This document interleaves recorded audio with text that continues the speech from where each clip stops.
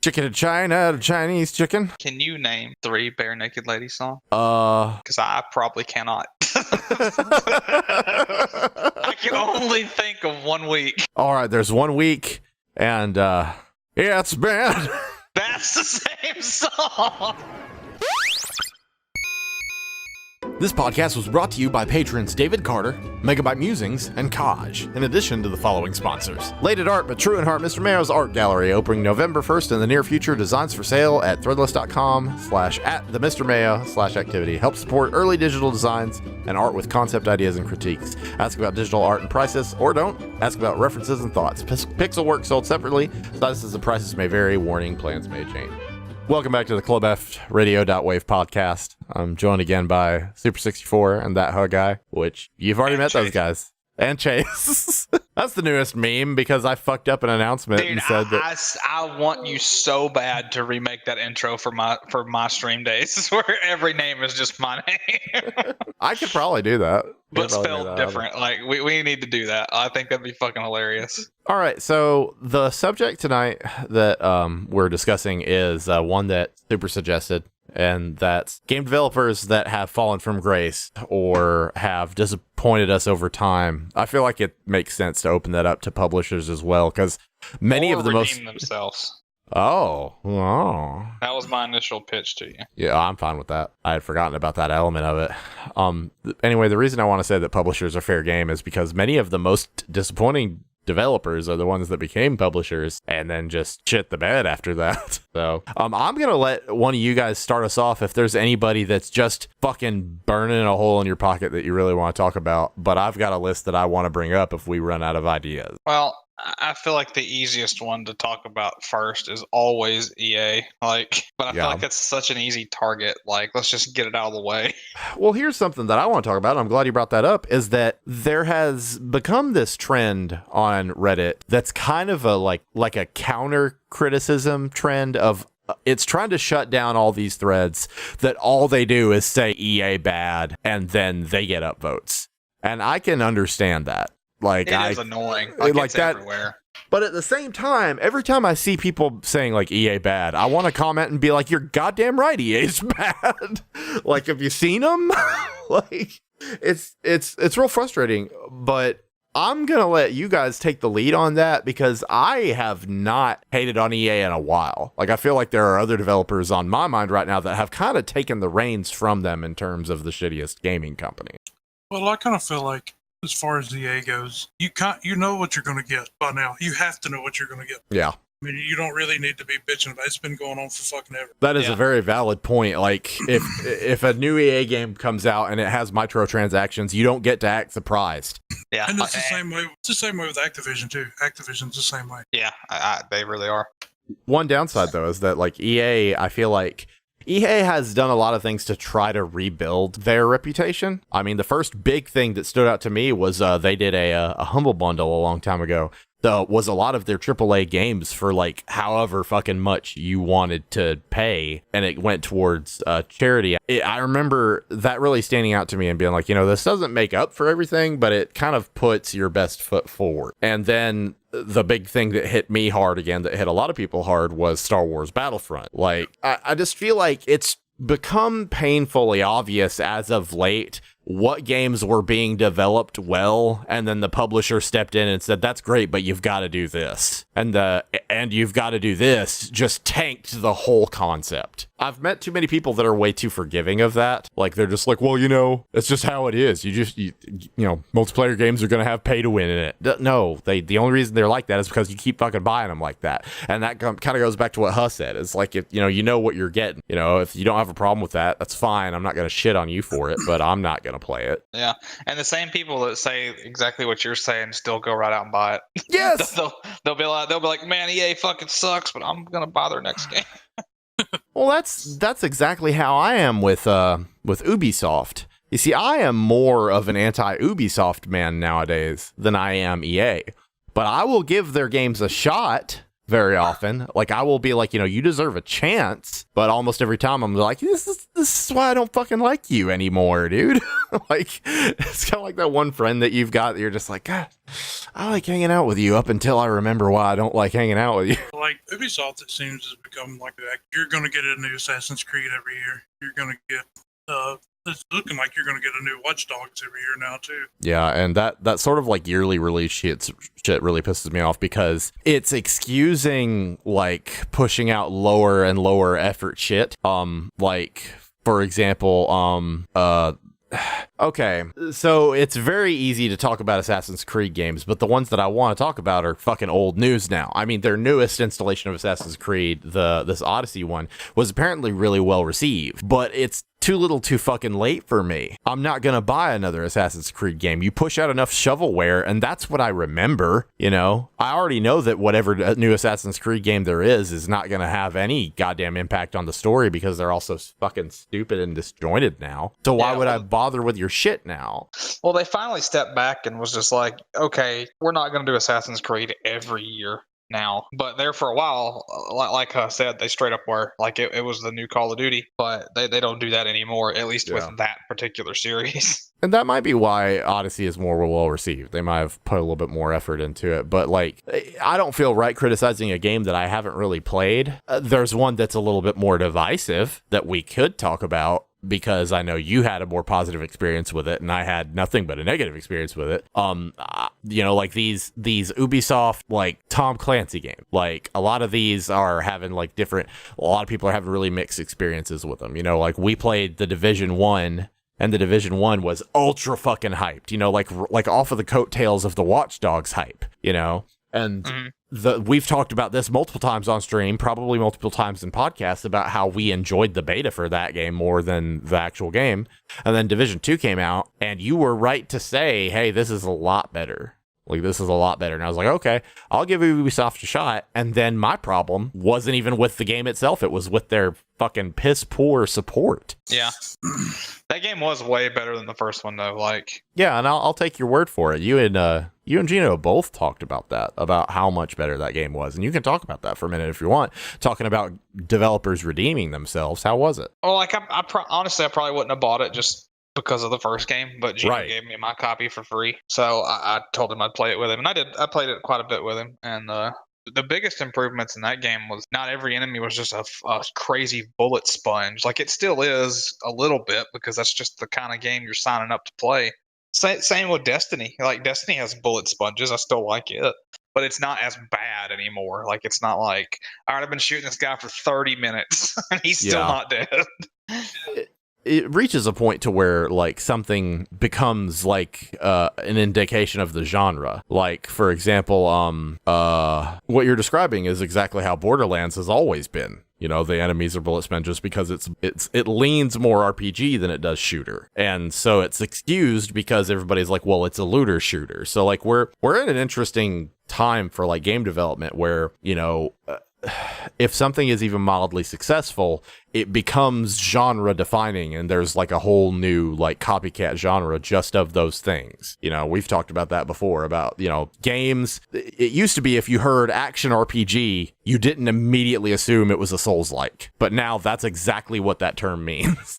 Like, well, I don't know, not really. I'm being hyperbolic, but that's a lot of them. Yeah. Yes, so yeah, like I feel like the bullet sponginess of that game is now excusable because it's fitting into an existing genre. But like I just keep having bad experiences with Ubisoft because my tech support problems with Ubisoft didn't start with that game. If you want the full story of that, I'll include a link below to my other rant about fucking Division 2. But I had similar problems with For Honor. I tried to play For Honor, in order to play For Honor on a Windows 10 machine, like I guess depending on your circumstance, like it was just outright fucking refusing to connect me with anything. And it was like, well, you've got to go into DOS prompt and you've got to do this Teredo shit, and you've got to uninstall your network adapters and reinstall your network adapters, and you've got to do that every time you want to play, and it's still probably not going to work. Have fun. Like, I don't know what the fuck that's about.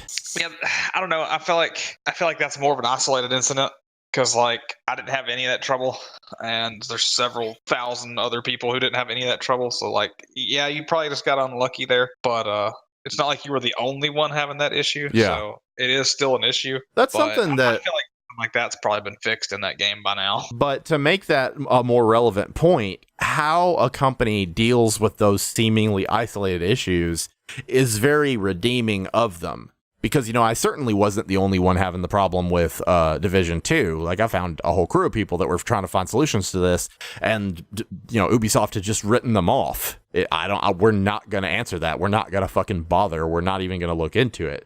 But surprisingly, because I know you're probably going to mention this company in a different light later on in the podcast, a company who has the opposite perspective on support is Blizzard. Yeah, I've had some very good interactions with Blizzard support.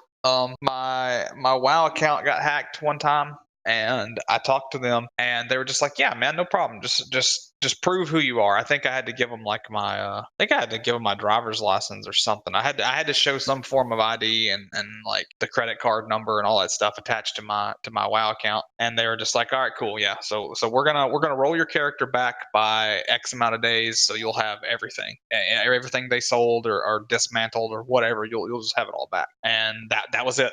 Like it was that easy. It took like 30 minutes the most, something like that. And I had all my stuff back and I was back to playing. And then I know I've told this story probably a million times before. Guild Wars ArenaNet was not quite as nice. Like that account got hacked and they basically told me to go piss in the wind to like they gave me my stuff, my account back, but they were just like, well, just start over. Like we're not rolling back your items, just fuck off. And that, I feel like by nature of the topic of tonight's podcast, there are going to be people that hear a lot of our comments and who are immediately going to get on the defensive. But you've got to understand that these negative experiences and these positive experiences are going to dramatically flavor any person's perspective of a developer or a company or anything like that. Why don't you start us off with the next one? What's one that's burning a hole into your pocket right now? Well, y'all probably know my biggest BioWare. Well, good, because it's at the top of my list in case we forget to talk about it. So let's go ahead and talk about it. Y'all know I'm a huge Mass Effect fan, the first three anyway. I didn't mind Andromeda. I didn't hate it as much as everybody else, but it still was nowhere near as good as, the first three. But the biggest thing is Anthem. You know what? I had intentionally blocked Anthem out of my mind. So I think everybody else has too. So I had really, really high hopes for Anthem, and it absolutely and I don't even know if I can even trust in BioWare anymore to even buy it. That's exactly what I'm talking about, man. Like, what you will inevitably see is and I don't like throwing these terms around because I don't think it's healthy for like an actual conversation, but you will see these people who have been hardcore fanboys of a developer for a long time. And once you've gotten that invested, it's not that easy for you to just turn around and become critical. So if you don't have that negative experience for yourself, you're just dismissive of everybody else's negative experiences. I've seen a lot of people continue to support them. It's always blowing my mind how much they keep the hype train going. They don't even slow the hype train down when they realize something's awry. They just keep it rolling straight at a wall.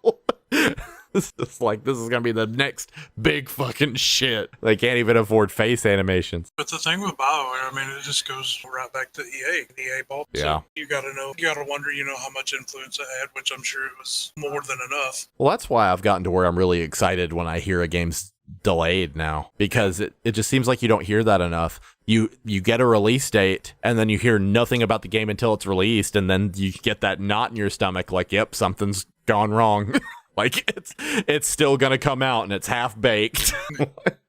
Candy and I are excited for Spelunky 2, and that was supposed to come out at the end of this year, and the developers came out and they were like, we're gonna delay it until next year. And Candy and I both kind of had the same ignorant response, which is it's Spelunky. What else do you need to work on? But they were basically like, well, we want the graphics to look better. It's supposed to be artistic and it looks basic right now. We want it to look better. Yeah. So I'm excited for that. And that's why I was so excited for this, for Bungie splitting for Activision. That's why I've gotten back with Destiny myself. They delayed this DLC that come out today, by a month. And, if Activision was still in the picture, I don't think that would have happened. Yeah, they'd probably forced them out. Yeah, I'm ready to give Bungie another chance, but I'm probably, in our friends group anyway, in the minority on my thoughts towards Bungie, because, obviously we all grew up hardcore Halo fanboys. Like, I can never give that up. And I was really excited for Destiny, because, it was their opportunity to have a very Halo-like online multiplayer experience, but it be something that they completely had all of the creative rights to. And then if you haven't looked into the downfall of that situation, you should, because, like, the writing took the kind of tumble that we haven't seen since the fucking Heroes writer's strike. Like, it's I think a lot of people are still okay with the storytelling of Destiny, but to me it's a goddamn mess, and it gets in the way of my enjoyment of the game. But I have told multiple people that on my return to Destiny 2, I'm just pretending like it doesn't have a story. Like, I'm just gonna fucking play it, because it still plays well. It still feels good. The thing with Destiny's story, I mean, there is so much lore behind that shit. Yeah. I can't remember if I read it or if I watched a video on it. It wasn't too long ago. They were talking about that, how, Bungie had planned on, adding a bunch of lore into the game, and then Activision was just like, no, we're going to put these on the Grimoire cards that were in this. Instead of actually putting it in the game, you got to go fucking on the internet, and that was just it just killed it. Yeah, well, it's almost like Dark Souls. Like there's a lot of lore in Dark Souls too, but you got to read like weapon descriptions and shit. And that's okay because they're in the game. Yeah, I don't have to go get on Chrome and go look up Grimoire cards.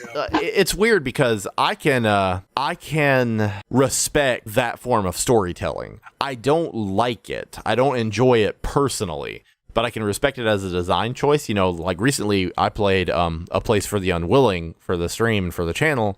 And it's kind of a game like that in the sense that, yes, it is very narrative heavy because it's a choose your own adventure game, but it has extra exposition in the form of the newspapers. And they're not just generic newspapers. They're filled with shit that you could sit there and read. And I mentioned in the video, I'm like, this is great because if you don't want the extra exposition, just don't fucking read it. Yeah, exactly. Yeah, so like I appreciate that in games like Dark Souls and even Destiny if they do it right. You know what I'm saying? Yeah, well, I mean, like I don't even play Dark Souls for the story. Like, nor do I. I'm gonna be real. Like, it's a pretty fucking generic story. You're the chosen one. Go kill the big bad. Like that's all there is to it. You got to go light the fires. You better get to it. And in FromSoft's defense, I feel like it works better in Bloodborne than it does in Dark Souls, because in Dark Souls it feels like it feels like the whole thing is really meant to imitate like old school like Beowulf era storytelling. And on the flip side, Bloodborne isn't just imitating Lovecraftian horror. It seems to be trying to compete. Like it seems it's to be like making its own. It's really trying to raise the bar, and I think it works with Lovecraftian horror. Like that's something that we haven't gotten into in my D&D game yet because we haven't, like, the players haven't quite turned that corner into the mystery. But like I'm honestly trying to draw inspiration from the storytelling of Bloodborne in that like at every turn you have an opportunity to go, whoa, there's way more going on right now that I'm aware of, and I respect the hell out of it. I want to take a look at this link that has posted. So this is your lore videos for what is it? Yeah, Destiny, my name is Bife. If you want to know anything lore, Destiny-wise, he's pretty much your man. I'm going to put a link up for that in the description below the YouTube video. If you're listening to this on Spotify, my name is Bife, B-Y-F. Yeah. All right, cool. Tons of information, anything you want to know. Weapon lore, character lore, enemy lore. I mean, it's all there. Kick ass. Well, maybe we should switch back, or at least get back to what got us on the topic, which was we were talking about Destiny. We were talking about Bungie. Let's talk about 343 then, if it's okay, because that was an awkward handoff to where I had a lot of faith in 343 after Halo Reach, and I think Chase and I agree on Halo 3 or 4 and 5 not actually being as good. Well, it's not like Reach was all them. Like that was Bungie still working with them. Yeah. So their first game on, just hit the ground running on their own 2 feet was Halo 4, and it was garbage. Like, I fucking hate Halo 4 and 5 as far as story goes. They're terrible. But I love 5's multiplayer. I could play it all day long. But the story is just actual garbage. Like, it's a dumpster fire. I hate it. Yeah, I would say 5 is leaps and bounds better than 4. It's still not good. Mayo says in chat, can't fuck the AI, 0 out of 10. You know, what's funny is even implying that you can fuck the AI is one of Chase's biggest problems with that series. Yeah, like don't get me wrong. I love Master Chief. I loved being teamed up with Cortana, but the moment they wrote him to be like in love with her, I was like, fuck this shit. This is stupid. Like, I get that she's in his head, she's his partner. He may care for her on some sort of like I need to protect her level, but him like being in love with her? No. I don't dig it. It's stupid. Well, you know, it could be argued, and I'm not trying to don't fucking grill me, you guys. I'm not trying to get overly opinionated about this shit, but it could be argued that that's actually like a step back in terms of female representation, because here you had a character who was her own individual, you know, who was really cool and a companion and a peer to Master Chief, and now she's a love interest. I feel like a lot of people would have a problem with that. Yeah, and I don't mind her going crazy. I think the rampant thing is cool. Oh, I honestly loved that. And I think him having to like go and kill her is good storytelling, but the way we got there is stupid. One thing that I want to mention about that handoff is that weirdly, I think 343 is better at telling a Halo story than Bungie is, but they still managed to tell a bad one. Like, I have always criticized Bungie at having bad exposition. Like, it's kind of like what we've talked about with Dark Souls, in that there's a lot of lore there, but they're not going to hand it to you. Except in a Halo game, it's like in a Halo game, it's like Destiny, in that if you want the lore, you've got to look outside of the game. But instead of it being cards on the internet, it's the books. Like, you know, Chase and I both read The Fall of Reach and really enjoyed it and felt like it gave us a lot more insight into these games and the lore of these games. But when you're actually playing a Halo game, it's just fast and loose. Like, you really do feel like a dumb grunt soldier. Like, yeah, Master Chief's really tactical and really strong, but I honestly really did feel like I was just being given orders and going like the entire time. Yeah.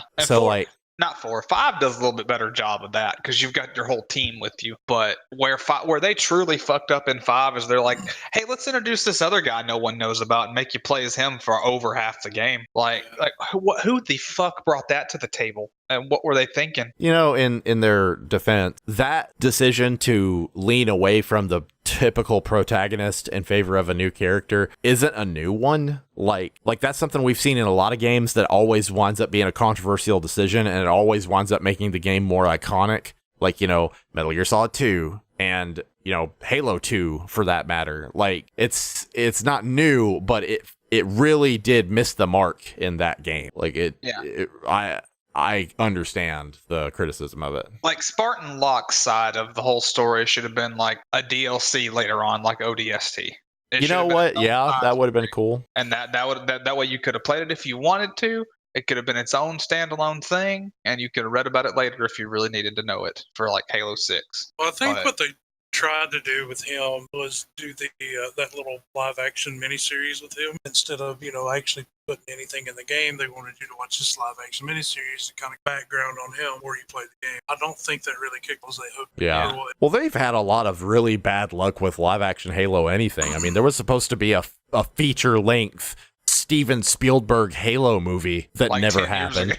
And then, like 15 years ago. And then like 8 years ago, they were like, we're definitely doing a Netflix series or some shit. Like, it was supposed to go on like HBO or something. We haven't heard anything from that. Like, so I don't really know. I think it's one of those situations where the stakes are too fucking high. You know, the stakes are just too fucking high. Let's see. So Mayo says, wasn't Halo mostly supposed to end with the defeat of the Covenant and the Flood being wiped out? Yeah, and Halo 3 ends really nicely. And if you know anything about the original intended continuation of Halo 3, with them allegedly heading towards the planet from one of the books, it still could have had a pretty interesting continuation. But instead, they retconned out well, I guess it's not a retcon if it wasn't officially canon, but they abandoned the original plans they had and went in a different direction. That's part of why I've not really been on board with the direction that Halo's been going, but that's exactly why Halo 6 isn't called Halo 6 and why it's called Halo Infinite instead. Because they understand that a lot of people feel like Halo has kind of stepped away from what makes it Halo. And so they're just like, okay, like brand reboot, essentially. Like it's still in continuation, but they're trying to lean back into what made it so appealing to hardcore fans in the first place. So what I've heard is that they're trying to make it a more traditional experience in both mechanics and storytelling. And I hope that that's true. Yeah, I do too. And what's funny about the Halo series to me is 4 and 5 are clearly both like, hey, let's see how much more we can milk this series, because three was finish the fight. Like this was it. And then my favorite like Photoshop I ever seen was 4. It was just like start another fight. Yep. All right. Well, yeah, go right ahead. Valve. Yes, please. It's on the list.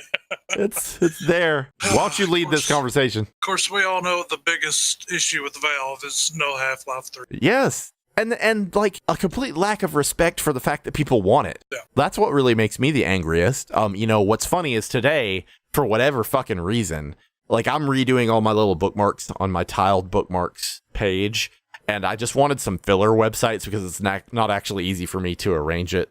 So I was like, well, let's just go ahead and put that website that's is Wolverine still dead? And it's just like a live tracker of whether or not Wolverine's dead in the comics. And I was like, oh, is Half-Life 3 out? That was a good one. And it reminded me of the day that they tweeted out, kinda.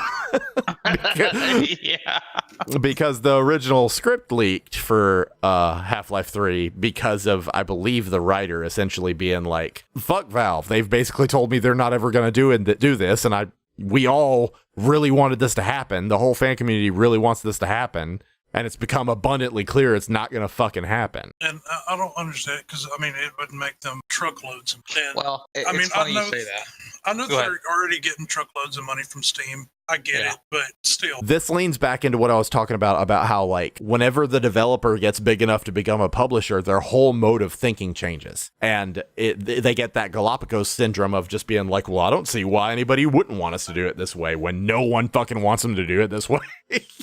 like, you know, they are more of a publisher. They're more of a distribution service. They don't really care about developing games anymore. And what games they do develop are more for the purpose of like generating a shit ton of like microtransaction revenue. So honestly, with a lot of these companies, and that we're not over, there's going to be a fuck ton more to talk about, but a lot of these companies, you kind of have to grieve them like a person who died. Like you can't sit here and stay mad at them. They're dead.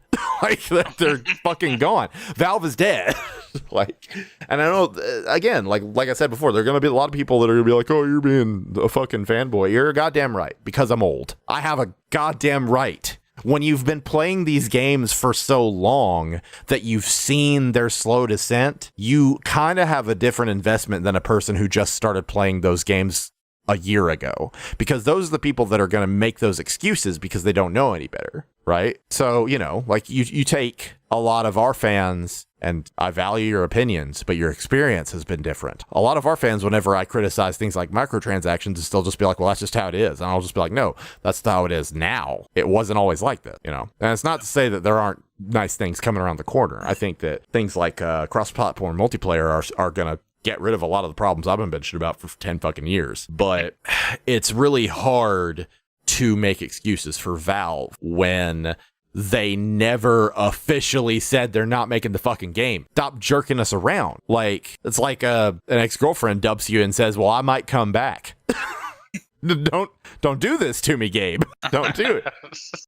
Gabe's too busy counting his money to care about you. I don't really like the weird hero worship of Gabe Newell. Like, I don't necessarily think he's a bad person, but I don't like the weird hero worship of the guy, because you know, like, I saw this the other day, and it was in relation to politics, but for the rest of us, it makes sense for this too. These people, you shouldn't be fans of these people, because if you're fans of these people, makes it harder for you to criticize them when they do things wrong. Like, you need to be followers of them, sure, but like getting that sort of blind devotion is gonna not inform a good fucking purchase. I want to take the reins on one. You guys have introduced a couple of really good ones. All right, I want to take the reins on one you might not have thought of. Lionhead. Jagex.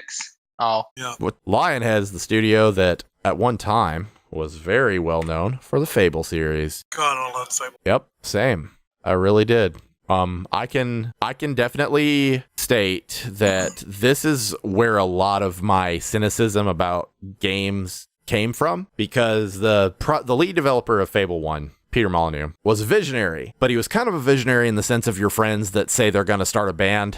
Like, he would say a lot of shit that sounded good on paper that he didn't ever follow through on. And so Fable 1, it's interesting how it works out, because if you promise me Mars and still got me to the moon, you know, the moon's pretty fucking dope, but, you know, I'm not going to forget what you originally said you were going to accomplish. And that's essentially how it worked out. His original vision that he like advertised for Fable 1 was like so broad and so vast that if you had been following it, Fable 1 was a huge letdown. But if you had not been following it, Fable 1 was incredible, you know? And likewise, I didn't play Fable 1 until like right before Fable 2 came out, so I didn't have that experience. So Fable 2, a lot of people considered it to not be enough of an improvement from Fable 1. But to me, Fable 2 is one of the greatest games of all time, even though it's way too fucking linear. You take a game like Fable, you think it's supposed to be like open world sprawling RPG, but Fable is not open in terms of RPG like expression. Fable is very much a linear storyline. yeah. That's it really is. disappointing. And I know you've got shit you can talk about with Fable. Yeah, mine go exactly on the order of release. 1's my favorite, 2 is good, and 3 is absolute trash. It had cool concepts that did not play out well, I guess you could say. I hate 3. I absolutely hate 3. But 1 I've played so many times. I don't know how many times I've beat that game. I've done a will playthrough, I've done skill playthrough, I've done strength playthrough, I've done, you know, hybrid builds, I've done all sorts of different shit in that game. And then 2 I really liked, but the most I can say about like things they improved or tried to change or be like crazy different in that game, they're just like, we got rid of the map and gave you a dog. And it's just like, I didn't ask for this. Like, I don't give a fuck about this dog. Like, it just points you in the next direction. Like, it's You might just as well have had a map. Yeah. It's just a map. Let's be real. I didn't have a problem with the dog, but I didn't feel like the dog was a tremendous selling point. Like, you know, he did the same thing with Fable 3 about this touch system. He was like, you're going to be able to hold hands with characters. Cool, Pete. You got anything cool? You got anything cool for me? You got anything video game for me? I just can't get over the fact that you watch the Icons episode about Peter Molyneux, and the only reason he got his start in games is because a guy thought he was somebody else and invited him to dinner to talk games, and he realized that he actually was looking for this other developer, so he lied and claimed that he was that developer so that he could keep the meeting going. And don't get me wrong, part of me is just like, well, you do what you got to do to get into the industry, and part of me is just like, yeah, you still haven't lived up to that fucking lie, have you, Pete? Like, so fucking frustrating. I feel like I can just as easily segue from that into a similar situation. All right, let's hear it. Hello Games, the developers of one No Man's Sky. Never played. Yeah, I don't think any of us have actually played it, which is funny. But This is kind of cheating, right? Because if I'm talking about developers that fell from grace, they had to have been at grace first, right? But this is just a specific incident, like an isolated incident that I want to talk about, because this was like if Fable is what made me really suspicious of game development and hype, No Man's Sky is what took a shotgun to it for me, because like that was like the most hyped game I ever even experienced. And I was definitely one of the people defending it before it was even out. And in my defense, the parts that I was defending made it into the game. It's the parts that I couldn't defend that ruined it, you know, because it was a very much a Peter Molyneux situation. In an interview with the lead developer from Hello Games, somebody even compared him to Peter Molyneux, and he was flattered. And I was just like, I am not pre-ordering this game. He smiled when somebody called him Peter Molyneux. I can respect Peter Molyneux, but like when people are already criticizing your game for promising a lot of stuff that seems unreasonable, and somebody compares you to Peter Molyneux, alarms should go off in your head. But they didn't for this guy. So, Chase and I are both still incredibly excited to play No Man's Sky eventually. But I mean, 4 years later or 3 years later when they've fixed it. Yeah, and it's still kind of broken. And again, that's why I'm still of the opinion, delay it. Delay it. Shigeru Miyamoto has a famous quote that says, a bad game is bad forever, but a delayed game is eventually good. And that's almost always true. And if you're not talking about Duke Nukem Forever, but you really do owe it to yourself to just take the hit and just be like, y'all, if we release this on release day, it's going to be bad. There's some shit that needs work. I just can't believe how many times people asked him about the multiplayer and they just lied to the fucking face of those people. And were just like, yeah, there's totally multiplayer in it. And people with any sense had to go on Reddit and be like, there is no netcode in this game. Like, there's no physical way it could have multiplayer in it. It's not programmed into this shit. All right, somebody take this burden from me. Who's next on the chopping block? Okay, well, I don't think we've really covered one who's recovered yet. Jump into it. So let's talk about Capcom, because for a long time, Capcom was just putting out shit. Like they had even ruined some of their biggest heavy hitters, like Street Fighter V. When it first came out, that game was like just a garbage pile. Like, it was terrible. And they eventually fixed it over time, kind of like No Man's Sky. And now it's at a place where most people are like, okay, this is great, but you better not do this again with 6. We can't do this again. And they had several games since then. I can't really tell you what all's been bad exactly, but I know Street Fighter was a major blow to them. And then Monster Hunter was stuck on fucking Nintendo consoles for fucking ever. So I'm sure those people still had fun and those games were probably still good, but me and Jesse had been waiting a long ass time. It was holding them back. Monster Hunter World. Yes, it was holding them back 100%. It was just like whenever we were still in college and the 360 was out and the PlayStation 3 was out, but all major releases were still coming out on PlayStation 2. And because everything was still coming out on PlayStation 2, because that was still such a heavily owned console, you could absolutely guarantee that these games didn't innovate, because they had to be the same game that they were putting on PS2, but with a slight graphical upgrade. And that's, that was the exact problem that Monster Hunter had this whole time. If they're exclusive to Nintendo and Nintendo doesn't care about having the best hardware, then they're not going to be very efficient games. They're not going to be very innovative games. Then you finally get Monster Hunter World that we talked about in the review. It feels like that this thing finally grew up, because they freed themselves from that constraint and were like, okay, let's make an actual next-gen Monster Hunter. Yeah, and here we are. Fucking finally. You don't have the loading between each zone. You don't have just absolute garbage graphics. And I get the Switch is, people are like, oh, but it's portable, and I'm sitting here going, I don't give a fuck. I don't care if I can play it on my porch. I want to play it on my TV. But anyway, getting back to Capcom real quick. They killed themselves with Street Fighter, like I said, and then after that they had Resident Evil 7, which was a major hit. That game did good, even though it's vastly different from any other Resident Evil game that's ever come out. And then right after that, they shot themselves in the foot again that same year with Marvel vs. Capcom Infinite. Now, Marvel vs. Capcom 2 is one of the most popular fighting games basically of all time. If you haven't heard about that, I'd be fucking surprised. But they came out with Marvel vs. Capcom Infinite, and it was trash. I had actually read that it was partly Marvel's fault for this, so I don't know the full truth to this for Capcom's side. But Capcom had put all their characters in it, and they'd gotten all the characters that Marvel wanted in it. And Marvel had come along later and said, okay, none of our characters can be shown being beaten on screen, so that's not going to happen. And they were just like, do you know what kind of game this is? This is a fighter. Someone's got to lose. So it ruined that whole storyline of that game. And they had a lot of development issues, and it just came out crap. and it's still crap. And then shortly after that, about, I don't know, 6 months later, Monster Hunter World. Now they're starting to hit their stride. We got Monster Hunter World from them. We got Resident Evil 2 Remake, which was fantastic looking. We got Mega Man 11. We got Devil May Cry 5, which I fucking loved. It shit all over everything that 4 ruined. Like, Devil May Cry 5 is amazing. Well, you got to also keep in mind it shit all over everything that DMC ruined. That too. Yes, absolutely. I forgot that happened in between 4 and 5. And I did play that game, and I did like it. It is enjoyable to play, but that is not Devil May Cry.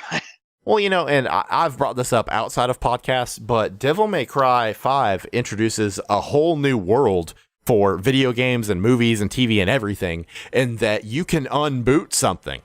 Like, you can reboot it and then say, now that don't work, and just go back and make a sequel to the first series. I'm here for it. Let's do that for a couple of things. Yeah, well, like, I don't understand exactly what happened with DMC, but, like, the same guy that made the other Devil May Cry game had nothing to do with that game. Like, they had a whole different director and everything. So I'm not entirely sure. Mayo in chat says, when will 343 learn unbooting? You know, that's kind of how Halo Infinite feels to me so far.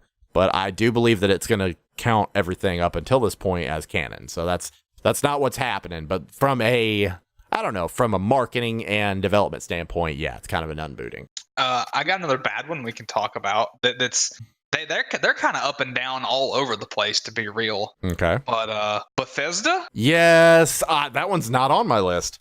Good job.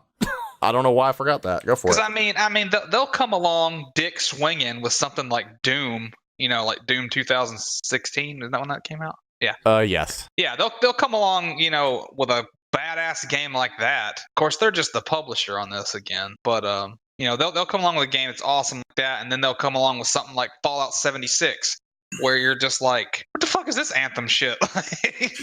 You know, and you can say they're just the publisher, but that's kind of the point that I've been trying to make, is that the publisher is the one that makes or breaks the developer's original concept. They either keep their fucking hands off of it, or they step in and they meddle with the shit. Yeah. Well, thank God they didn't step in and fuck with id Software. Yeah, Mm-hmm. They didn't fuck with them on Doom, and Doom turned out fan-fucking-tastic. And I cannot wait to play the next one next month. Y'all, if you're watching this on YouTube, I want to link you guys to a documentary about the development of Doom that's worth watching. Chase, you've seen what I'm talking about, right?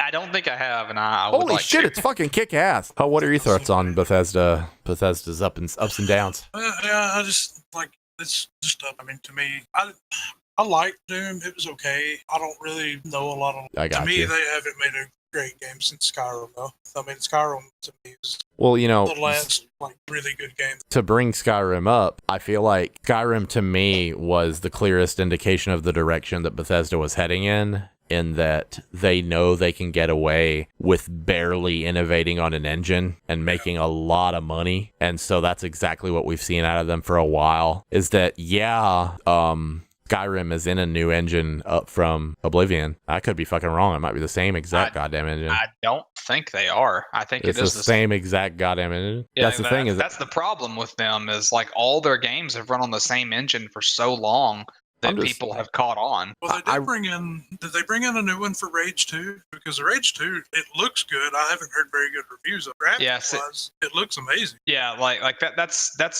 that's what a lot of people are riding on right now for Elder Scrolls 6, is they're just like, okay, they have a new engine, and we've seen it a little bit, but I need to see it in the Elder Scrolls context. Yeah.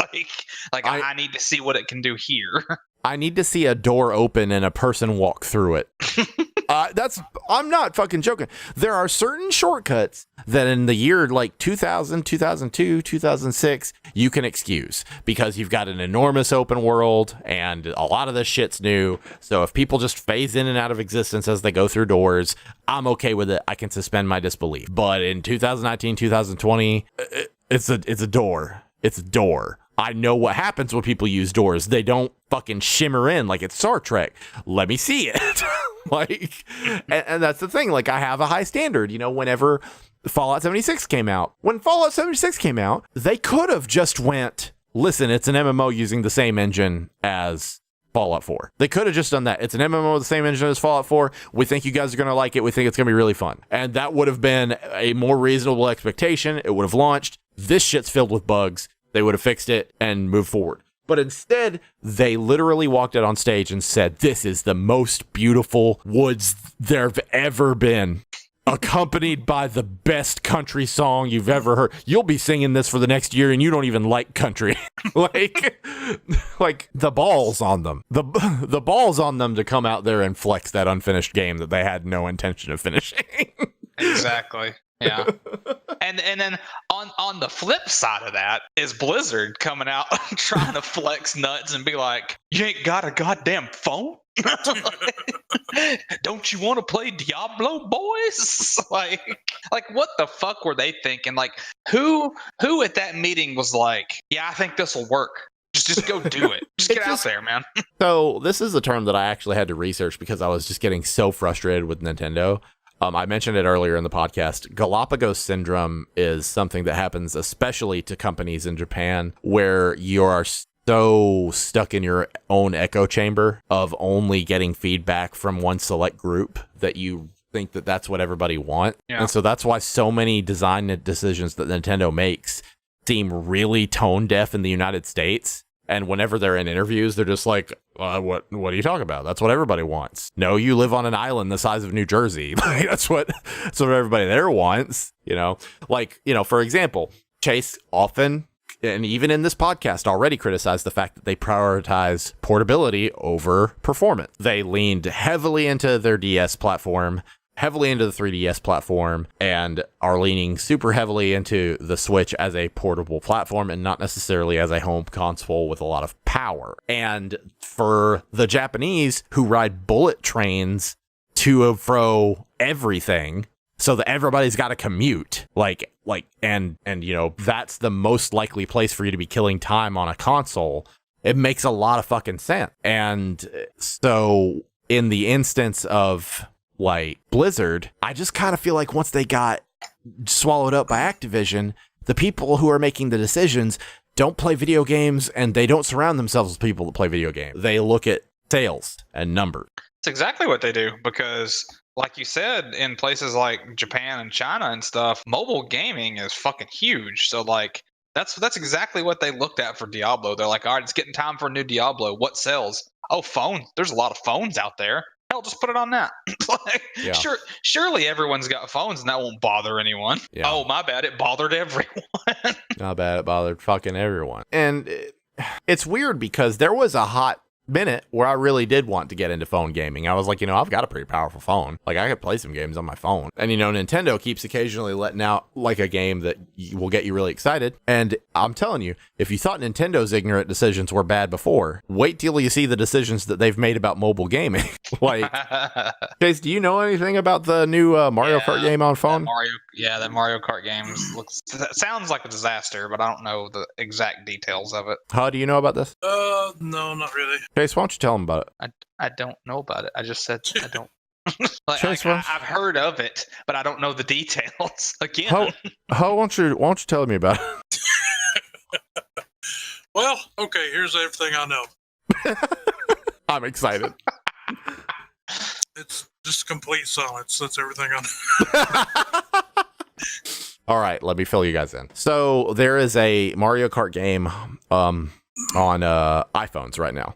With Nintendo mobile games, they release on iPhone first. I think that's some sort of exclusivity agreement that they have. They had a game called Mario Run that was essentially like a temple run type thing, only not 3D forward. It was sideways Mario. He's constantly running and you make him jump and you do shit. And so that was reasonably successful. I played it on Android when it finally came out. It was like, I would rather be playing a real Mario game. I don't really care about this. Mario Kart came out.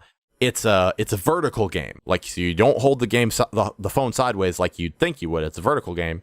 You use like one thumb to like steer or whatever. And people are like super into it. Having a great time with it because it's like essentially visually it looks like a fucking Switch or 3DS like Mario game. It looks pretty good because Mario Kart doesn't take a whole lot to look really good. But there's no multiplayer, and like in order to play at the like 200cc difficulty, you have to pay for their like subscription service and a number of other like microtransaction-y type things in it. And so it's like, I understand that you didn't want to get into the mobile market, but you're in it now, and you're making all the same mistakes that everybody makes in the mobile market. Of course, I could say that all day. I'm not making money from it. They might be making bank off of it and being like, well, you know, numbers don't fucking lie. Yeah, well, one of the comments I've seen about isn't it $5.99 a month or something like that?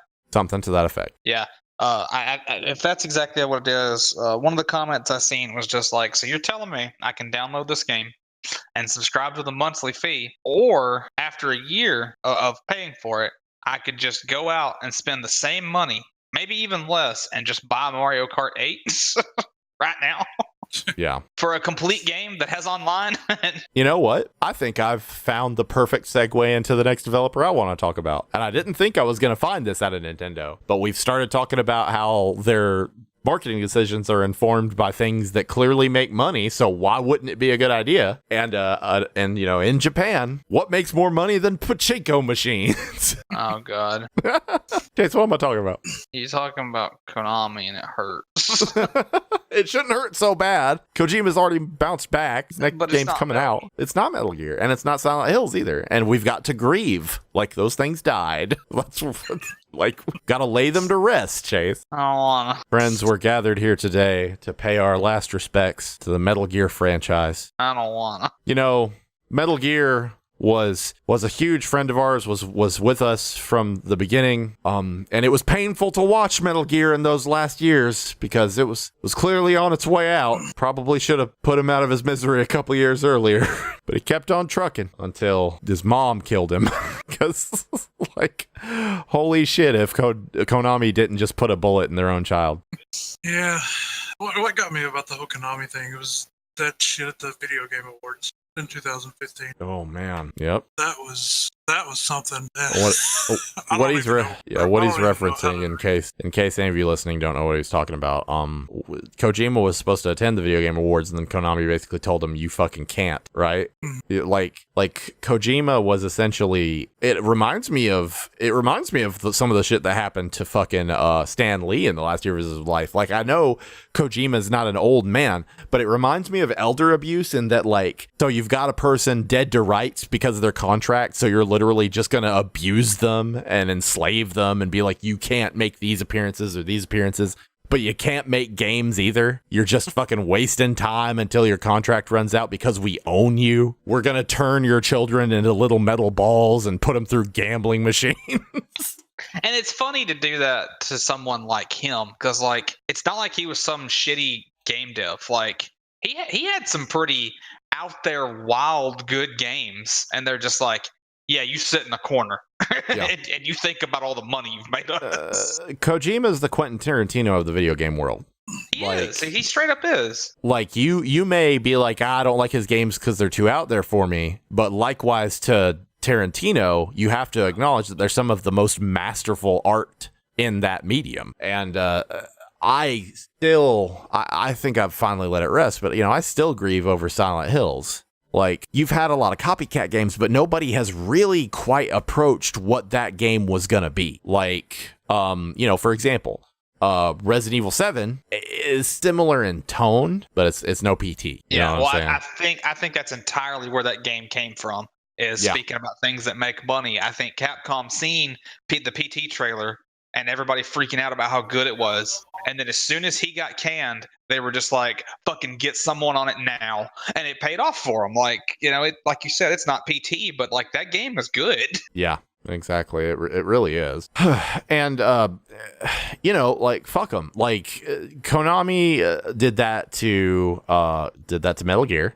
Konami didn't just fuck over Kojima because Castlevania got the same treatment? Yes. Well, I'm not entirely sure. I don't know if they just told him to sit in the corner, or if they had like bad blood or what. Well, here's what's fascinating is that Igarashi, the brainchild behind, Igarashi, the mastermind behind Castlevania, was in a very similar situation, to the guy who created Mega Man, where they were both working for companies that owned the rights to their story, who had openly admitted they were never going to make another one of those games. So both of them left, went to Kickstarter and said, hey, fund the next in this series. And the difference is that the new quote-unquote Castlevania is good. And the new quote-unquote Mega Man is a dumpster fire. Yeah. Oh, man. I was really scared for, I almost said Code Vein. I'm still scared for it too. But I was really, really scared for Bloodstained because Rhett was so fucking hyped for it. He even got to play it at E3. And like, you know, they had to go back and completely redo like the graphics and art style of that game because people were like, this looks like shit. And then they actually went, they were like, okay, we get it. So they went back and they fixed it all. And it came out great. I love Bloodstained. It was awesome. Yeah, I haven't played it, but it looks really fucking good. But you know, like for me, in this moment, Konami's never coming back. Like, I don't know of anything that they have that I give a fucking shit about. And to be honest, even if Kojima was still with them, I don't know that I would want more Metal Gear game. Like, it would really take a hypothetical situation where, you know, 5 wasn't an unfinished, convoluted mess for me to really want more. And to be real, that we have to go even farther back in time, because then you've got 4. And I enjoyed 4, but there's a lot of problems with 4. So I don't need more Metal Gear games, you know? So I'm just going to look forward to whatever Kojima works on now. I really hope that Death Stranding lives up to the hype. I think it looks excellent, and I'm going to play it. There are very few games that I'm almost guaranteed to buy at launch, but that's one of them for me, because I have trust in that man. But, you know, oddly enough, I don't know if it's one for me. Like I want to get it pretty close to when it comes out, because I don't want to, you know, have anything ruined for me. Right. But like I don't know if I'll get it launch day. I may get it like the following weekend or something. Let some reviews come out. All right, more game series or companies, developers, whatever, that have won themselves a place back in your heart. Well, I've got another bad one that's kind of flying under. All right. Yeah, go for it. Raven Software. I'm not even sure who that is. Did Raven Software make the Jedi Academy games? The Jedi Knight Jedi Academy? And the Marvel Knights. Oh, okay. Do you know what they do now? Oh, no. What do they do now? They develop maps for that. That is an odd turn. I mean, I imagine that's pretty lucrative for them, because COD's fucking huge still. Yeah. But, like, that's weird. That is very strange. Damn. Jace, you sounded like you were going to say one.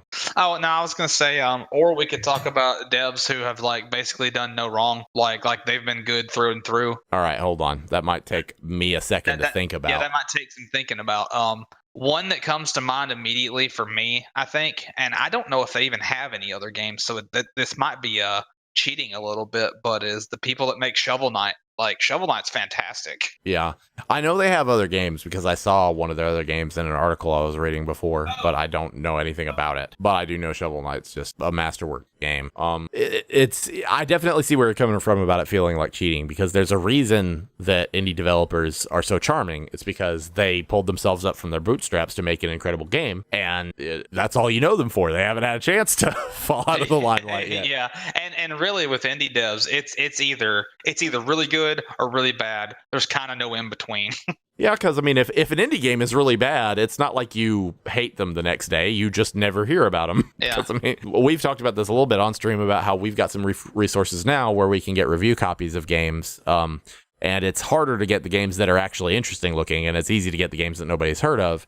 And these websites are just flooded with what, if you grew up in the 90s and 2000s like we did, it's just flooded with what bullshit would have normally been on Newgrounds and E-Bomb's world. Just stuff that, like, just shovelware ass minigame shit with porn in it. Like, that's all it is. It's just like hentai matcher or just Penny like snatcher. Ahigao girl and shit like that.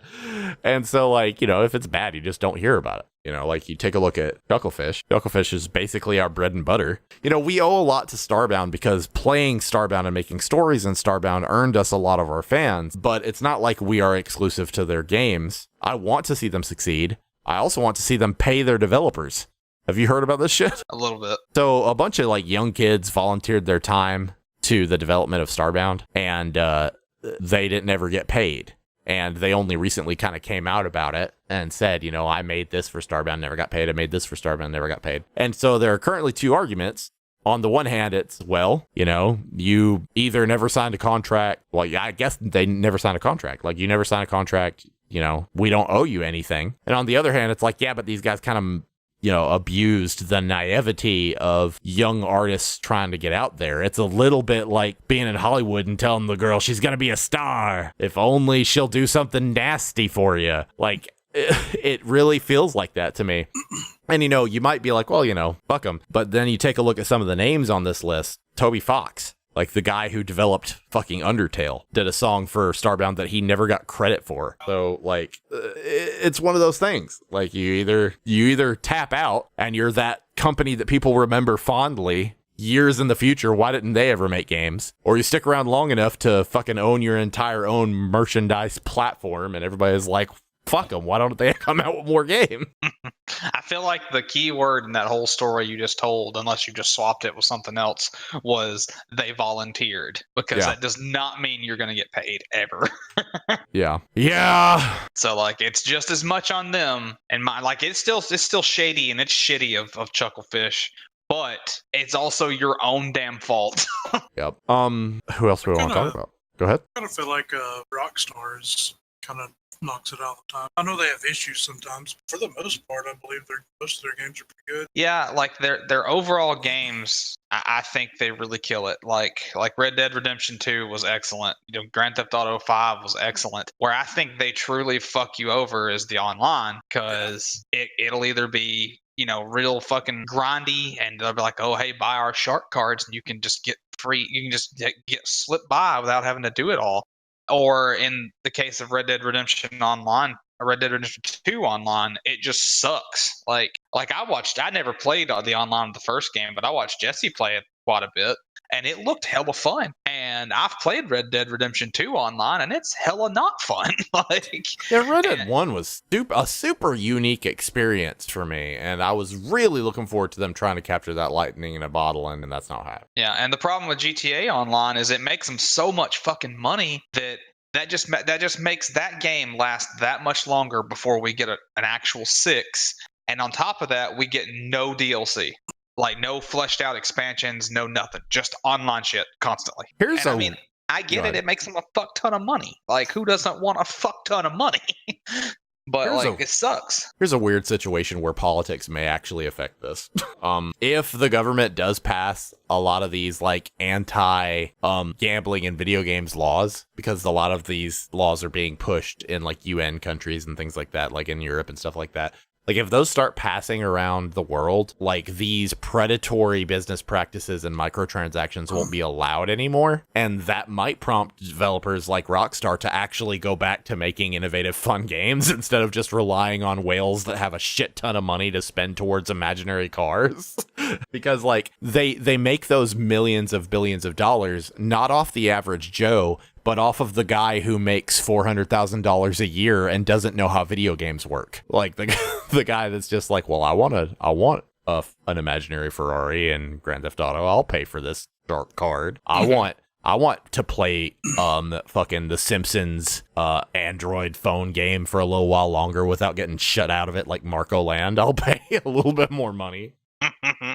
Now, before I even say this, I can already feel the eyes of everyone who watches this roll. But I think one company that does microtransactions at least decently is Epic Games and Fortnite, because none of that shit matters. It's just skins. Agreed. It doesn't fucking matter at all. Like, you could have a 9-year-old fucking playing the same game as someone who's paying like $100 a month on Fortnite. Like, my nephew, he's paid for a lot of skins and he really likes that game. And that's fucking fine.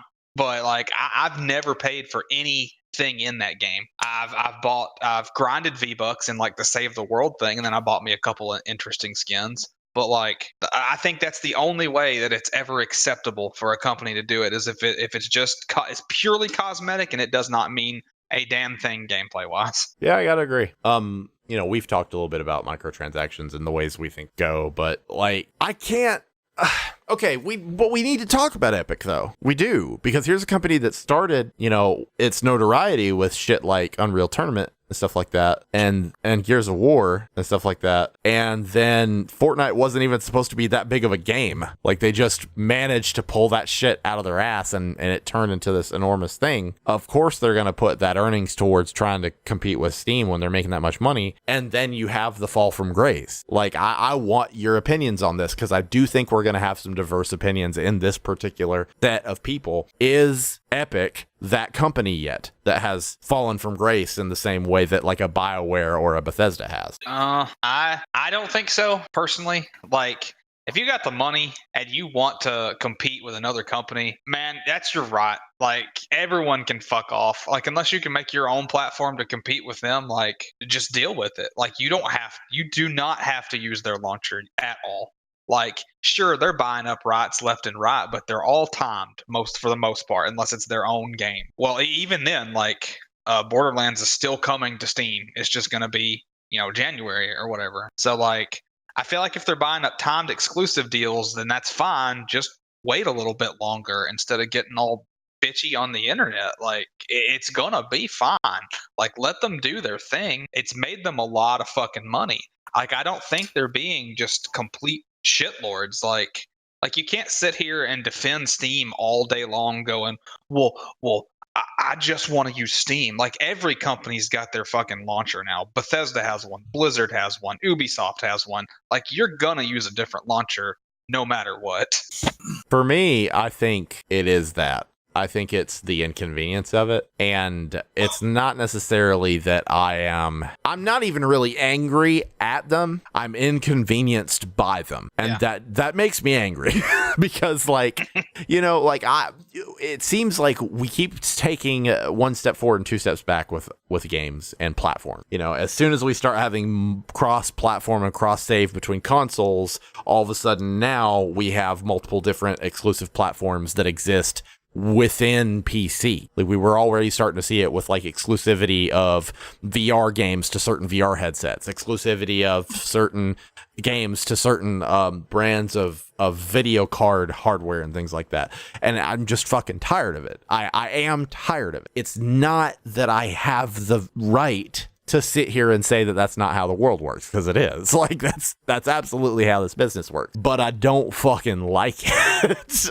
Oh yeah, you don't have to like it by all means. Yeah, like, for example, I got into the beta for the Good Old Games Client 2.0 or whatever that kind of links all your different accounts. And if I can use that as my one go-to launcher, I fucking will. But so far, it doesn't really work the way I thought it did. I want to use it as a unified social networking platform across those different launchers as well. I want to be able to message people on Xbox from that. I want to be able to see who's on PlayStation from that. And right now, that's not how it functions. But like, really, that's all it is for me, is the ease of access. For example, I talked earlier about I don't really like Ubisoft anymore. So I don't keep Uplay installed. And then every now and then I'll be like, fuck, I need to go install Uplay for this, So that's why I wasn't in any big ass hurry to get Borderlands, because I don't use the Epic launcher for anything. So if I'm already backlogged with shit I need to play, I can hold off and wait. Now, I know that doesn't bother you. How's Borderlands been? Oh, it's been fantastic. I've loved it. Has it been worth using the Epic Games launcher? Well, I'm using the Xbox game launcher. Oh, fuck. Cut that out. Pretend you know what you're talking about. I was wondering where you were going with that, because I knew he was playing on Xbox. It reminds me of so many different times I've watched people just really fuck up interviews on TV. Yeah, I honestly don't know anyone who's bought it on PC out of our friends. Really? Group. Yeah, I don't know of anyone. Yeah, which they almost did us a favor, because if we had access to that now, we'd be even more fucked. Oh, we'd be so fucked. Yeah, Monster Hunter and like all this other shit coming out. Code Vein for me, and then Borderlands in the middle of all that. Well, one thing that we need to learn as a channel is that we don't even get more views from playing new games. Like we're not at that point yet. I think we will be eventually, but right now it doesn't matter if it's new or not. What matters is, do our fans want to watch it or not? And so much of the case for our fans is they don't want to watch it, they want to play it. And they don't want to watch us play it because they're going to play it and they don't want it spoiled. I can't necessarily fault them for that, but it's just inconvenient. Like, what do you do? The only people I know that got it on PC is Luke and kind of let Ruth there. Damn it, phone. As far as you guys, I haven't seen anybody. Yeah, I don't think I've seen anybody in the Discord playing it. Actually, no. I just remembered the one person I know for sure bought it on PC, and that's my nephew. I know he got it because he asked me if I was going to get it on there, and I told him yes when it comes to Steam. Yeah. Well, Yeah, speaking of Steam, have we run out of ours? no, I was going to mention another company that seems to well most of the time.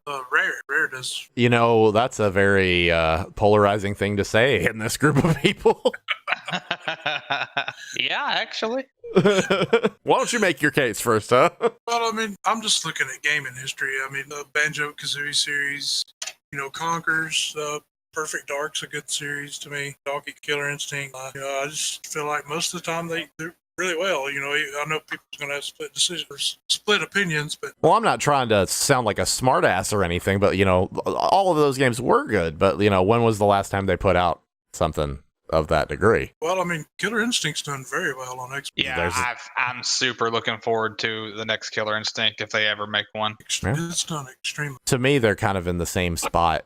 Maybe not. Maybe this is a really hyperbolic example, but to me, they're almost in the same spot as Valve. Is that like, all right, so you've got Banjo-Kazooie, but you're not going to do anything with it. You're not going to do anything with it.